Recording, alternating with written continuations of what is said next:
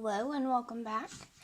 Today we're going to go over a few basics here, different types of brush strokes that we can use while we watercolor.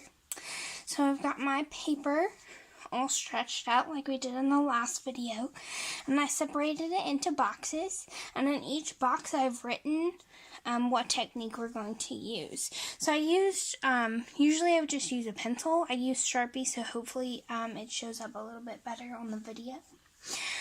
And I am going to use my medium-sized brush for this one, just so I can stay in the spaces a little bit better. So this first section, we're doing wet on wet, which is exactly what it sounds like. You get your square nice and soaked in paper, so the paper is really wet. And since we stretched it last time, we don't have to worry about it bubbling up too much. It might bubble up a little bit in a couple areas, but we still don't really need to worry about it.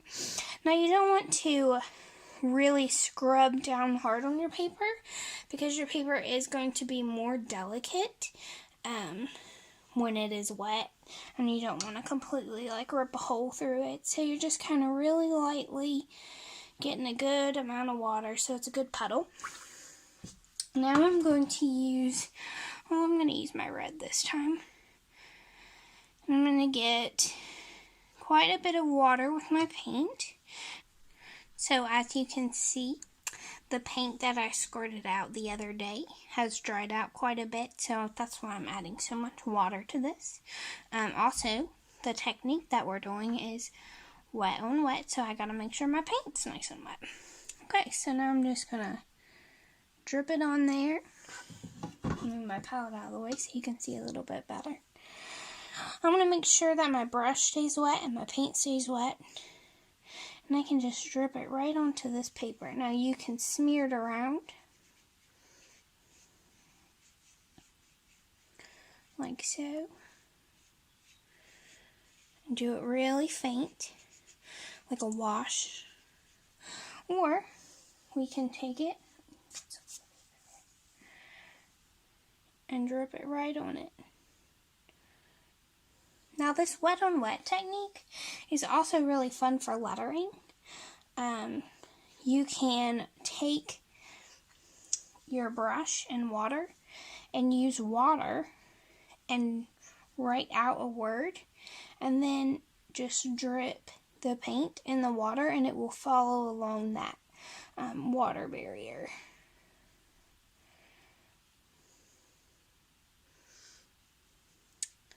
Okay, that should be dark enough for you to see it okay. Alright, so this next technique that we're going to do, I'm going to rinse my brush out really well, so I don't have to worry about it. And I'm going to take my wet paint, and I'm going to paint it on this dry paper right here. So you can see that I have much more control over what my brush strokes look like. Much more control over where the paint goes. And actually, if you look closely, you can see what I was talking about. Like, this area is now wet. So if I want to make it darker, I can just drip some paint and it'll fill it in by itself. So I'm going to do a couple more little swirly gigs. Now this paint has a lot of water, so it is very transparent. I prefer to use very wet paint when I use watercolor. One of the things that makes watercolor look so beautiful is that you can see the paper through it. It's very transparent.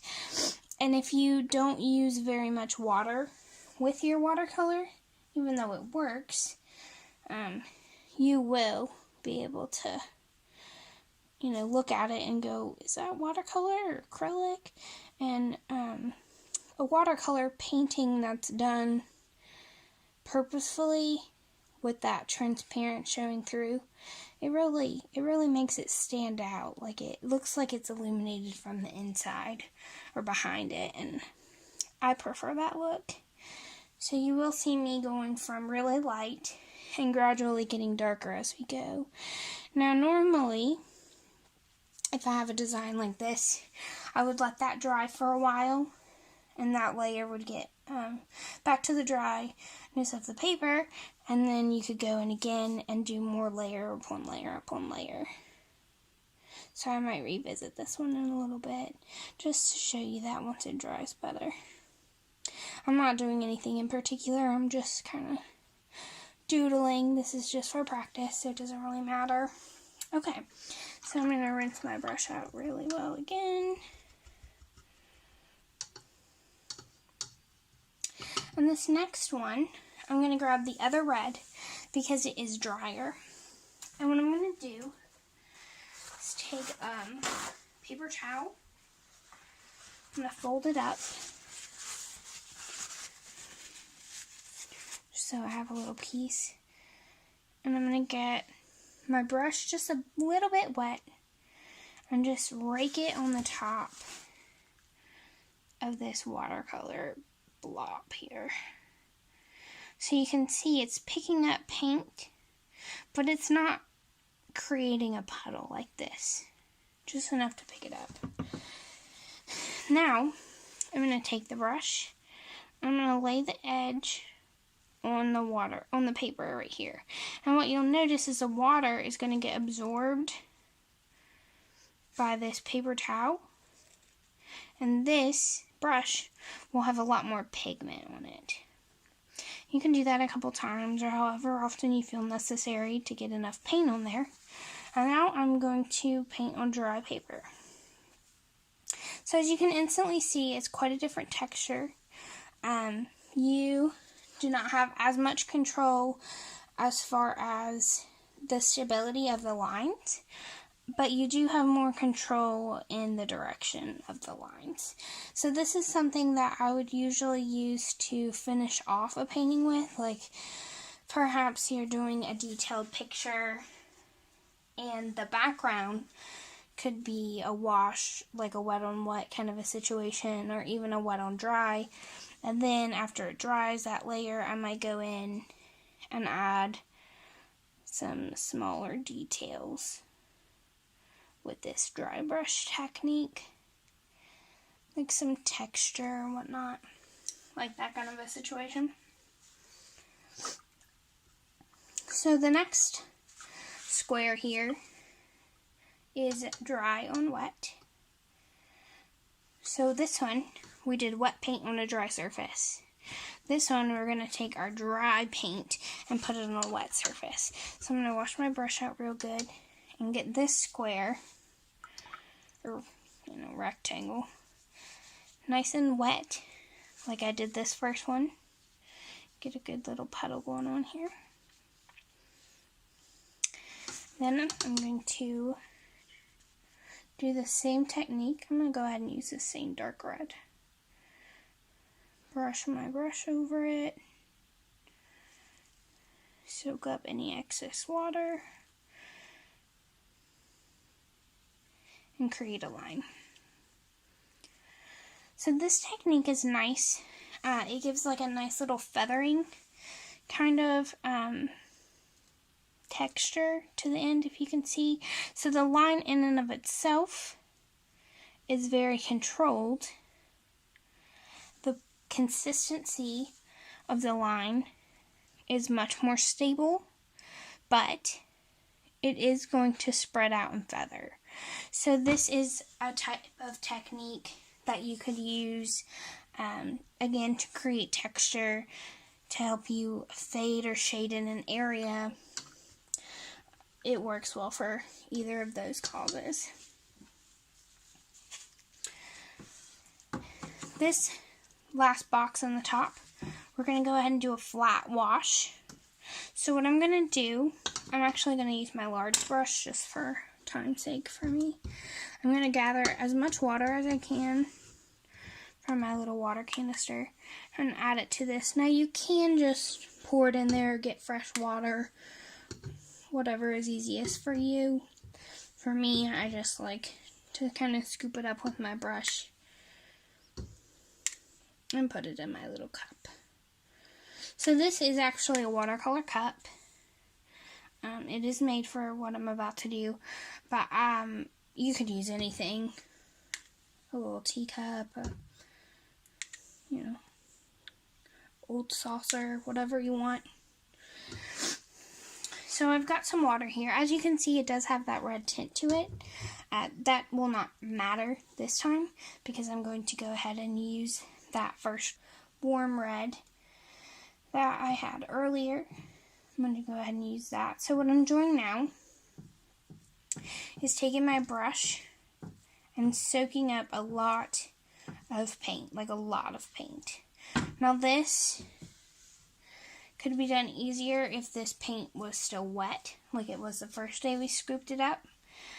But I don't want to waste any of my paint. Some people squeeze it out of the tin or the little tube and put it right in their water. I'm just going to soak up a bunch. I'm going to mix it in this water. So what I'm doing is creating a wash.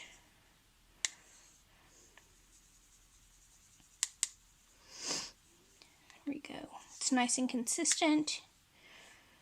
Okay, so now that I've got my wash, I'm going to take my water and wet down this square.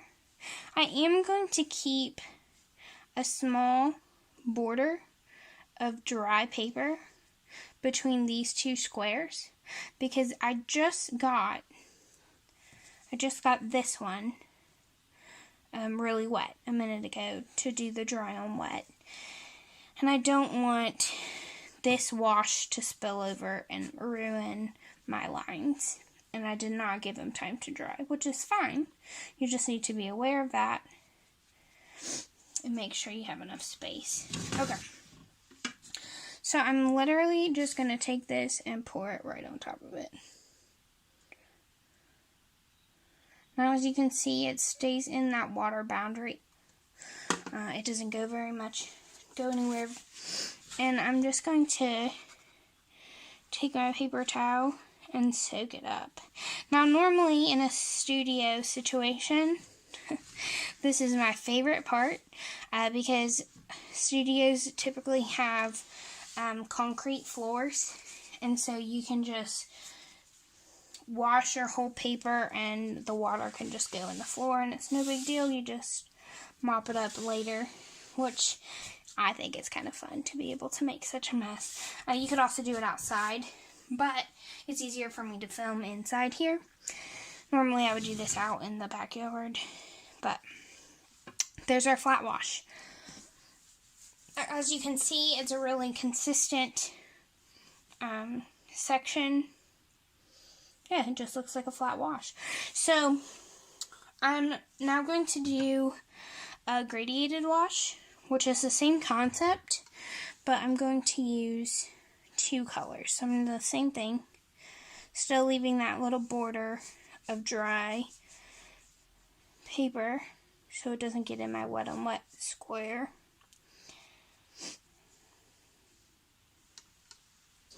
I'm going to recreate my wash here. Now you don't need very much for this, like very much wash solution when you are doing this kind of technique, especially if you're using multiple colors like this one's about to. So I've done the same thing here, created my wash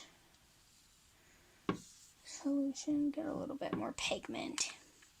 Okay, so this one, I'm going to pour this first color here, starting in this corner. Just let it go. Now, I'm actually going to take that second red, the cool red, and add it to my wash. Now, I'm adding it to my wash because these are both reds, and they are not that different as far as when you mix them together. It's not going to react in a crazy way, so I can just reuse that water. and reuse that paint. Now, if you were doing like red and green, when you mix those, they make brown, so it would not work in the same fashion. And I'm going to take this one and pour it from this angle. So now it looks like, oh, it pulled over into that wet on wet. Oh well, that's okay. It looks like you can't really see this first red as well. So I'm going to actually add some yellow. I'm going to do a yellow wash on top of it. So now it's going to be more of like an orange in the middle. But hopefully you can get the general idea. This is usually used for an entire piece of paper, like the background. Maybe if we're doing a sunset, then we would do the sky this way. And that would be much easier as far as controlling where the colors go, because you can tip and move the paper like you want. So here's some of that orange. There we go. And now you can see, like especially right here where the word was. I am going to help it a little bit with my brush. Normally I would just tip the paper, but again, it doesn't exactly work on the video. So hopefully you can see where those different colors emerge. So there's like some reds over here, the orange, and then the yellow right where I poured it. So that's the, the idea of the gradiated wash is you do the same thing as the flat wash, but you can pour different colors on it. You can also take, let's do blue. We haven't used it yet. Some blue paint, or whatever color you want, and do a wet on wet situation in here where you can start to drip different designs or draw a line.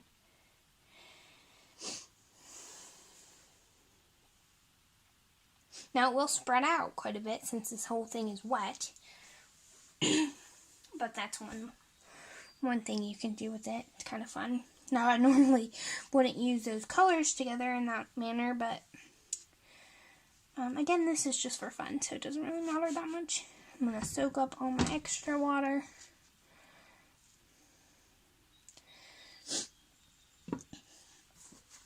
So another fun thing you can do with watercolor is it is easily soaked up by other surfaces, especially like paper towel, a rag, a washcloth, some tissue paper, whatever you got. And it can actually leave an interesting impression. So right now I'm pushing this paper towel down onto the paper and lifting it up. And it gives me a design, like a stamp, but also it can be a good eraser. So if you have, maybe I don't like these blues anymore, I can take a bunch of water, drip it over top. I don't want to scrub the paper that much because this is cheap paper. If I had a really high grade paper, I could scrub it to death and it would be fine. Then you can soak it up and it's basically gone.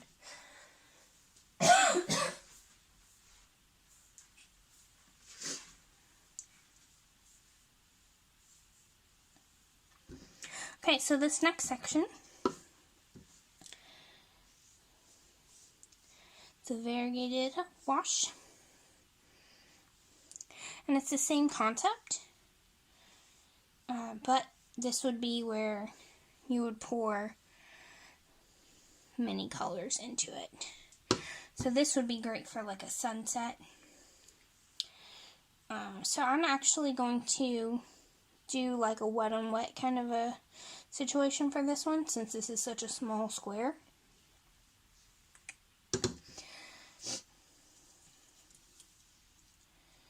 So I've got my red, and I'm going to go into yellow. and then back to red again.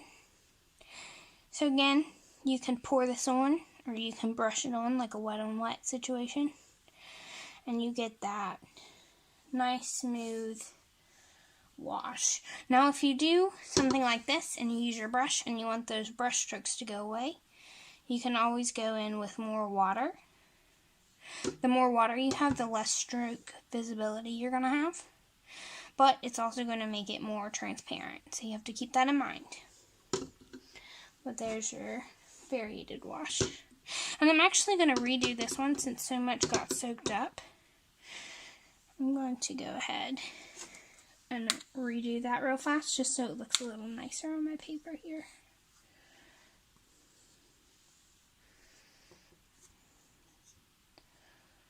Throw the red down here. And I actually think I'm going to use some blue for that top one so we can see it better. It'll stand out a little bit compared to the rest.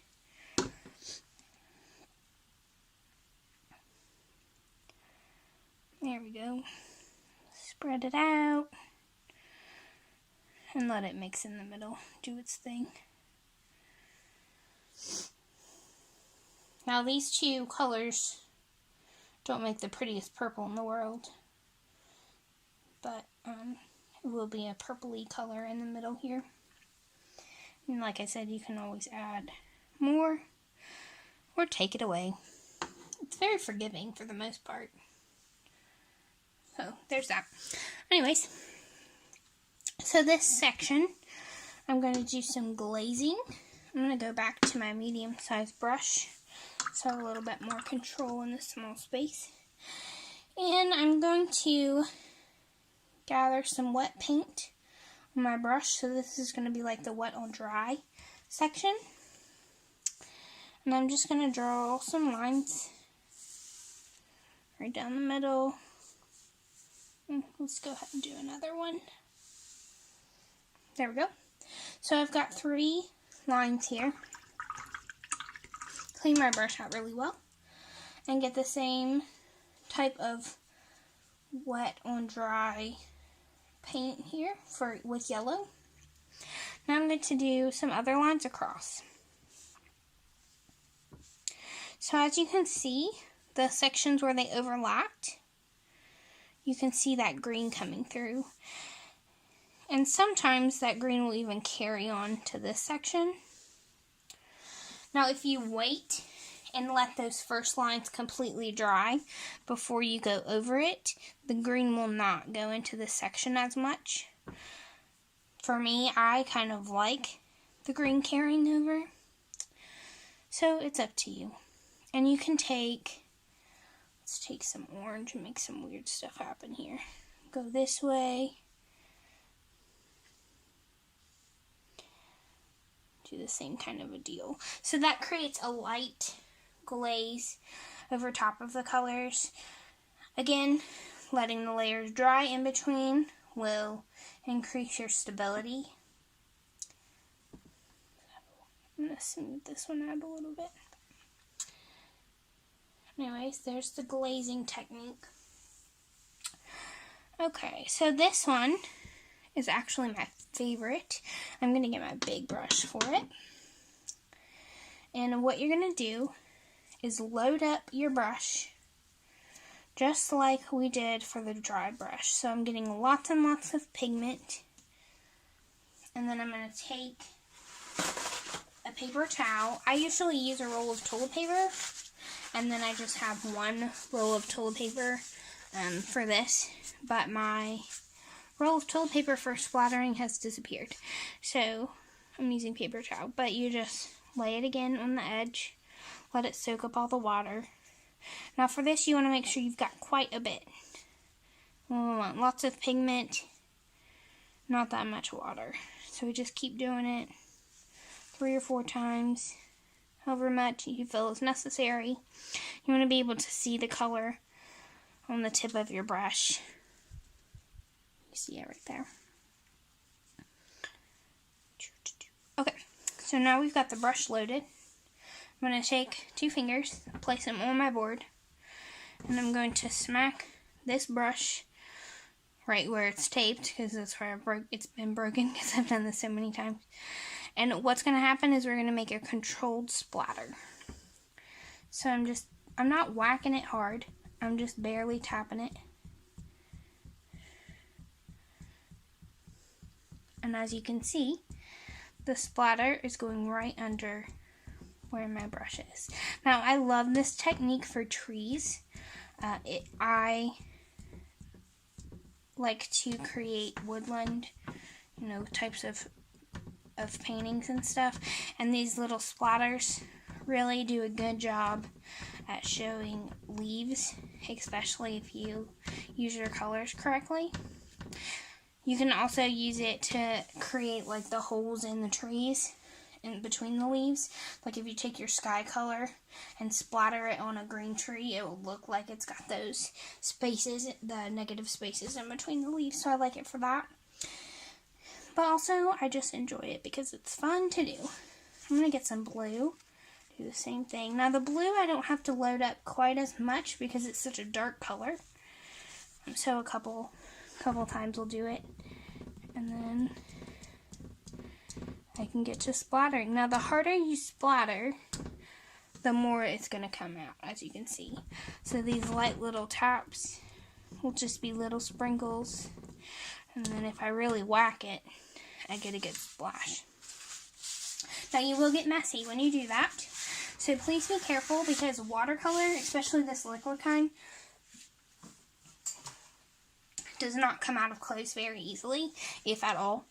So please keep that in mind while you are painting. Keep an apron on or some old clothes.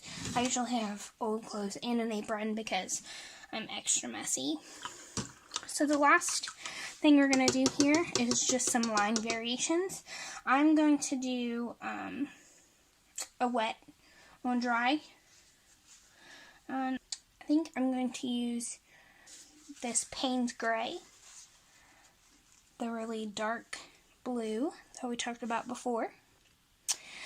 So I'm going to take my brush and I'm going to really lightly paint with it. Just barely let the tip touch. And get used to doing some of those light lines. You have to learn how your hand moves and how you naturally go closer and further away from the paper as your hand moves, and kind of adapt to that. So I want you to practice this a bit as well. It will come in handy. The more you push, the thicker the line's going to be. And this is nice if you like to do lettering. A lot of people use these variations for lettering. So they'll like push really hard and then barely write anything here. I like to use this for details, especially in trees. When I'm doing the branches, then I can just kind of a situation, like my sound effects there, and then smooth it up. Okay, so there are a few different brush techniques you can use when you're watercolor painting. So feel free to practice those as much as you would like. And then the next video, we're going to do a step-by-step painting together. So I do want to show you one more thing. So the last video, I talked to you about paper bruising. So this paper is not in nearly as bad of a shape as I thought it was. But where you can really start to tell is when you do like this kind of a wash situation. So I'm going to wash over this corner. And what it's doing is it will make the imperfections a lot more visible with this dark color. So you can see where the paper got rubbed a little bit. You can start to tell where it was injured or bruised around the staple or where the staple messed up. You can also tell in this corner, all this pigment went right to the area that was embedded with the staple Okay, that's all for today. Have fun practicing these new brush techniques, and I can't wait to see you next time when we do a step-by-step painting.